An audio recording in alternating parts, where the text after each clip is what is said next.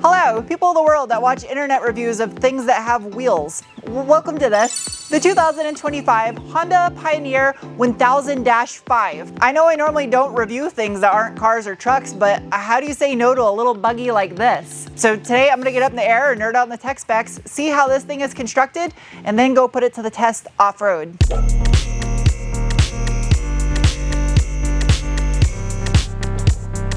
First up, little work buggy.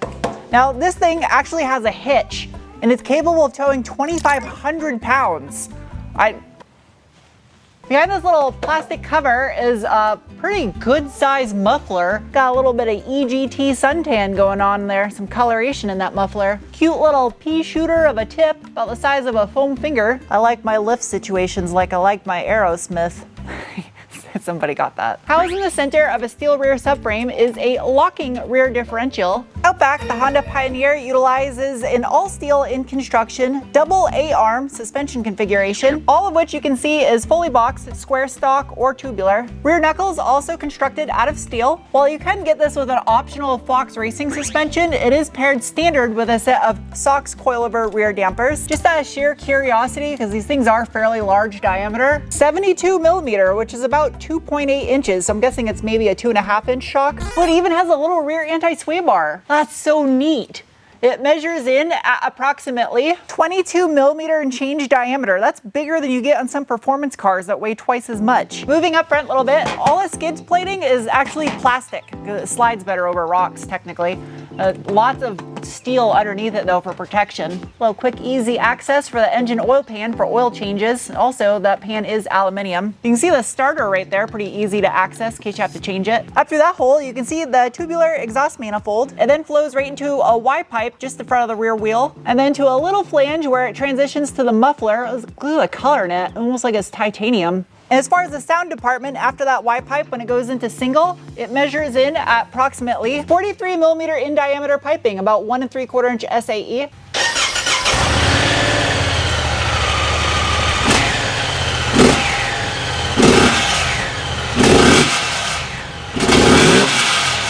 While the Honda Pioneer side-by-side is available in multiple cab configurations, this one up above is the 1000-5 Deluxe model, and it weighs in at 1,728 pounds. As far as the transmission is concerned, unlike most of this thing's main rivals, it does not use a CVT. And we all know how the internet comment sections feel about anything I review that has a CVT in it. This doesn't have one of those. What it does have is an in-house designed 6-speed wet dual clutch automated manual transmission, and the 4-wheel drive system is paired to a sub transmission, as it's called, transfer case, and it is a 2-speed with high and low range. Another access hole for the sub transmission oil. Right next to the starter there, you can actually see that shaft is the rear drive shaft, because this is shaft driven for the 4-wheel drive system, both front and rear. And then the entire rest of the underside of the vehicle is all plastic skid plating. Some actual metal hardware, fat washers there to help it protect it from cracking. You can see it's already taken a hard hit right here and it held up pretty well. Up front, again, utilizes an all tubular steel in construction, double A-arm or double wishbone front suspension configuration with steel front knuckles. Again, paired with those SOX sourced coilover strut front dampers. And that front differential is also locking, just like the rear. It's got little plastic ducts to guide air in there for cooling. Just up there, you can see it does have electric power steering with 13.8 foot turning radius. Just above this metallic cheese grater, there are 2 hard pipes for the cooling system for the front mounted radiator. When you get up to the front, you get some steel skid plating under the front diff, which makes sense because when you choose brakes over suspension, that's what happens. It is now time for the braking test. I don't know if there's anything behind me. I don't think so. Ready, set, go. Oh, jeez.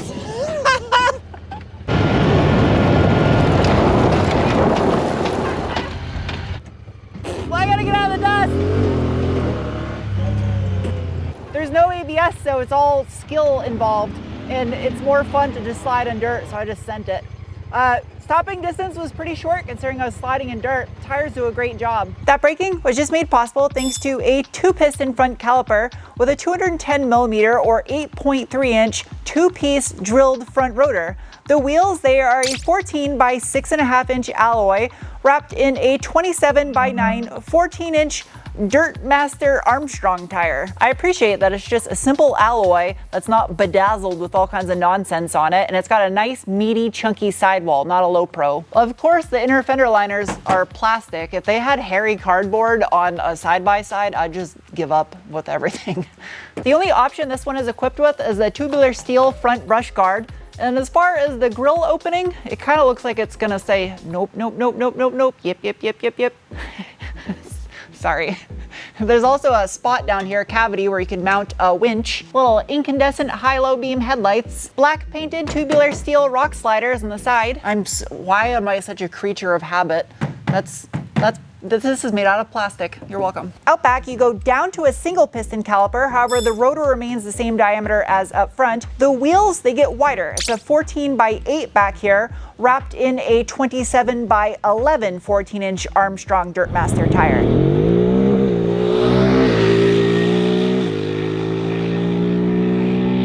In the name of science, it is now time to give it the beans. First, a bolstering assessment. The seats are black vinyl and it's a bench seat up front, so you can get 3 wide. Now, as far as drive modes go, I have a little switch in the center where I can go from normal to sport.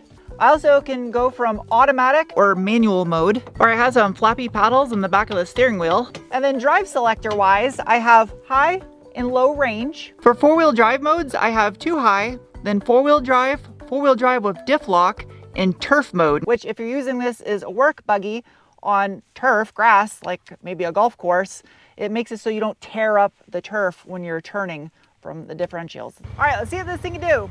Ready? Launch, go! Yeah! This thing rips! All right, that's good.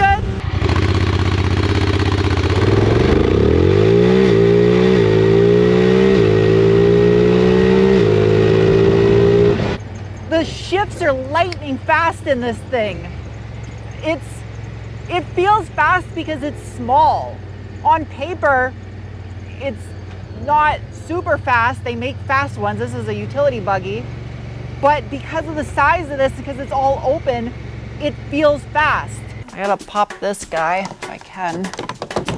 Ta-da! I literally learned how to do this stuff on the fly. I didn't look anything up. There we go. Just shows any idiot can do it. Okay, there we go. Underneath varying levels and layers of plastics and compartments powering this 2025 Honda Pioneer 1000-5 is a Unicam parallel twin-cylinder 999cc engine that produces about 72 horsepower and approximately 61 pound-feet of torque. They don't publish data for these things like they do a car with the exact RPM in which the power and torque is achieved at, but is a ballpark. So up front here, underneath the FRUD, you do have the battery as well as the fuse box, this little tiny cubby area. You can see the back side of the dashboard. That'd be really easy to troubleshoot and modify and repair things. You also have the puke tank for the radiator, as well as the top of the radiator cap. That may or may not be a little storage vessel for carrier pigeon notes. I like that dual clutch transmission is actually advertised on the plastic. I remember when cars used to do stuff like that. Not so much anymore. Digging in a little bit deeper on that twin cylinder engine, it is over squared at a 92 by 75.1 millimeter bore and stroke with a 10-to-1 compression ratio. It does have 4 valves per cylinder overhead cam with electronic fuel injection, as well as it utilizes twin 44 millimeter throttle bodies. That was hard to say millimeter for some reason. Which means just underneath this little plastic hump is where the engine lies. You get a much better look over here from the driver's side. It's midship mounted right in the center. It's like an aircraft, not a step. And as you can see, it does have a dump bed despite having seats back here. Oh, that takes some effort. How does, oh, it slides in like that and then snaps back in. It is now time for Rally Special Stage 2.0. I've never done this on a recreation vehicle before, so this is a first. I'm gonna run it in sport mode, Manual mode, I'm gonna use the paddles. No, because they don't turn with the wheel. I'll try it anyway. We'll see how much of an issue that is. 4-wheel drive, that should be good. All right, ready? Go.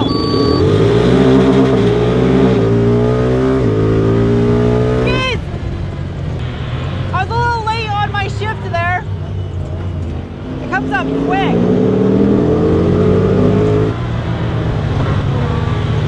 Yeah, this paddle's not turning with the steering wheel, but they're pretty big, so I don't know, we'll see. I shouldn't be changing gears mid-corner anyway, so it might not be an issue. Wow, you can really send it over some of these big whoops.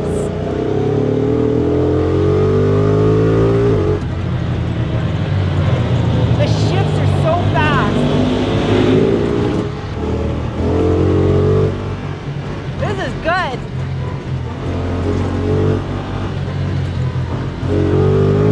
I'm trying to pay attention, so I'm not saying as much. I'm sorry. It takes a lot of concentration. This is so much fun. I noticed the turning isn't super crisp and sharp when you're on throttle, and that might be also my learning curve. I gotta actually use rally driving techniques more than anything because the surface I'm on. Oh, it's so good. I'm finding myself reaching a little bit for the paddle just because I don't really know where they are, as dumb as that sounds. Dude, this thing's fast. For just being a recreation one and not one of the sport side-by-sides, this thing moves. It is so much fun. I can't believe I've never really experienced anything like this in my life. I've been missing out. Very stable. I thought it would be a lot more tippy and nerve-wracking, but it's not. It's very stable. Like that section right there, that was like soft sand on one side and hard on the other, and it handled it nicely. This suspension does great. I know they offer an upgrade, but the base suspension's awesome. And send it.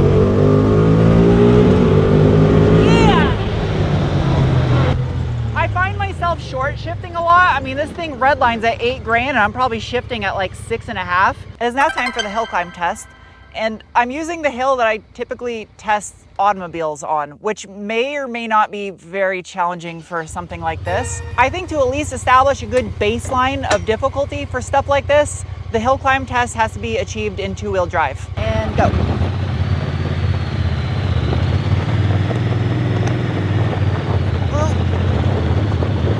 The ab workout more than anything. Oh, I love that I can actually see over the top of the hill because it's such a short vehicle. Yeah, that's not challenging whatsoever. Maybe I'll do another video on trail exploration and find a new place to test this for a hill. Yeah, going back down, I'm gonna let off the throttle and magic. Oh, geez. It's way more nerve-wracking than it actually is. It has a little tailgate in the back. Since it's a dump bed, you can haul like horse manure or something in it. You can sit on it. That's not an innuendo. At first, I wasn't really sure how I felt about the roll bar being over the back, but you can get one of these without the rear seats and then it doesn't have this. So it's kind of have your cake and eat it when you want. The sides of the bed are actually hidden doors. You gotta kind of reach around inside door handle. And while you can use this as a dump bed, you can also lift up.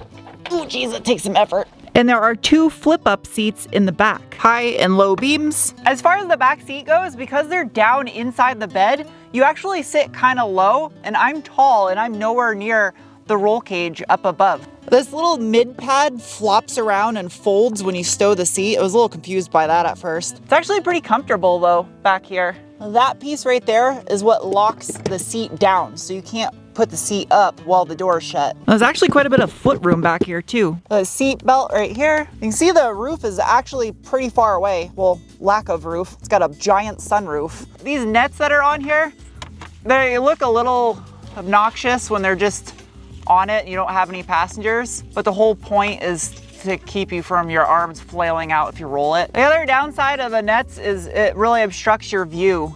So I don't know, you can't have your arms and break them off too. I don't know what that means. Ooh.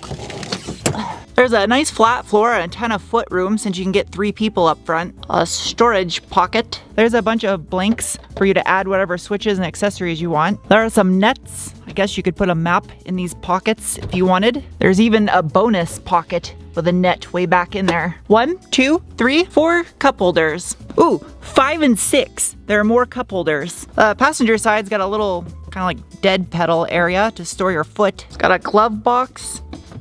So I just discovered a downside of not having a roof is the black vinyl. If you're wearing shorts, not only do you create a lake of ass sweat, but also it will cook. So you can sit in your ass sweat soup and cook your cheeks.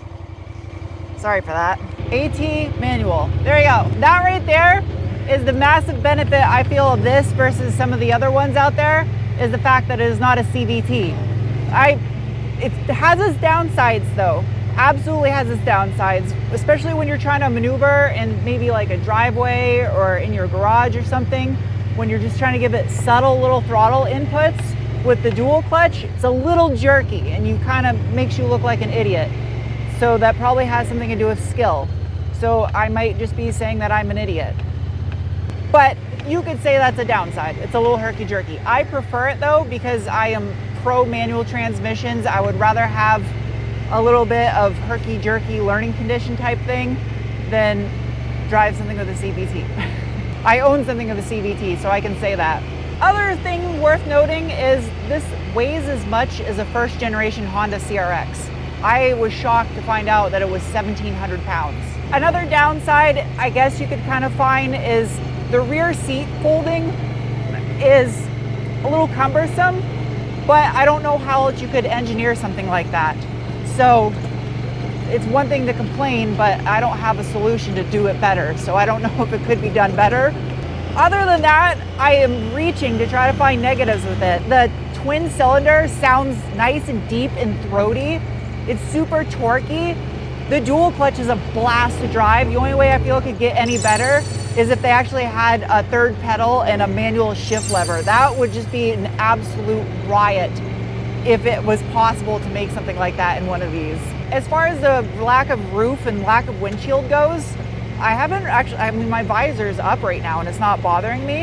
It's nice for good airflow. So it's 80 degrees outside and I'm wearing a long sleeve right now and I'm not sweating to death. So as far as fuel efficiency goes, there isn't really any published data on that. I've been driving this thing all morning now out here and the fuel gauge has only dropped 1 little bar and I've been romping on it. Now, as far as the tippiness factor goes, that was something I was a little bit nervous about because I have very little experience driving things like this and it's far less tippy than I was expecting, but also there is a level of skill that is required to operate stuff like this. So it's natural selection.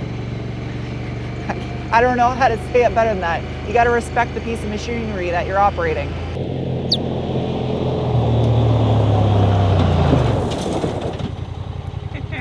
It is now time to give the Honda Pioneer some scores. Now, these are not going to be compared against passenger vehicles for on-road. It's the same 1 through 10 scoring, but it's going to be for recreational vehicles. And I've never reviewed one before, so this is kind of a baseline. But with that said, first up is the bean score, the assessment of feeling you get in your gut when you give it the beans. And the Pioneer 1000-5 gets a rating of. Next is the cookie score, the assessment of value. And as this one is equipped in the very low 20s, it is getting a rating of. It's a lot of money, but if you look at other ones it compares against, that's just how much these things cost. That was something I was not aware of. Next is the wrench score, the assessment of ease of maintenance, and it gets a rating of. Next is the meatball score, the assessment of off-road capabilities, and it gets a rating of. Lastly is the Penguin score, the assessment on how much I personally like a vehicle, and this little Honda 1005 gets a rating of. This is kind of the perfect spec. It's the best color. It's not one of the minivan specs either, so it's a good shape. This is a long-term loan. I'll have this for 3 months. So if you guys want to see me explore some trails and have reviews of trails or something, I don't know, let me know. Give me some suggestions below. Anyway, hope you guys enjoyed this review. I'll see you soon with another. Bye. This video is sponsored by me, my very own car detailing product company, RoboBubble, made in USA. And if you'd like to use what I use to keep my cars clean and also support this channel, this is how you can on my website, sarahandtune.com. Thanks.